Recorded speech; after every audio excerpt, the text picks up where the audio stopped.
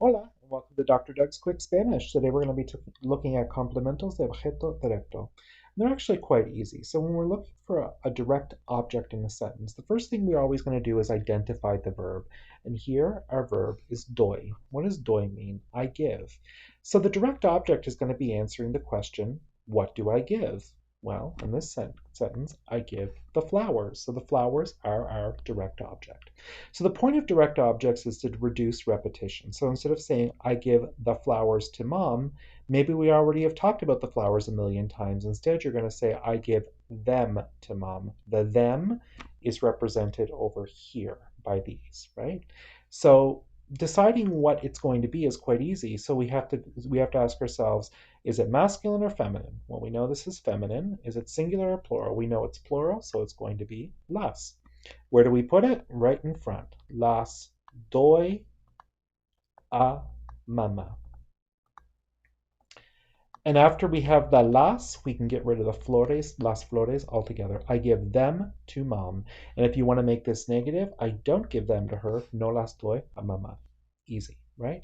Let's move down to this example. Llamo a ti por teléfono. What's our verb? We have llamo. Who do we call? Or what do we call? Yeah, let's say what do we call or who do we call? A ti, no? The a ti has to go with te, so we know this is going to be te. And we're going to put it in front. Te llamo por teléfono. So always ask yourself, what's the verb and what is being verb? I give the present. I give what? The present. I write the essays. I write what? The essays. Always put a what after the verb, and whatever the answer is the question of what, that's your direct object. So placement when we have an infinitive. So quiero llamar a ella. So I want to call what? I want to call her. A ella is going to be la. So we can put it in front. This is just like we done with the present progressive. La quiero llamar, or we have the option of going quiero llamarla.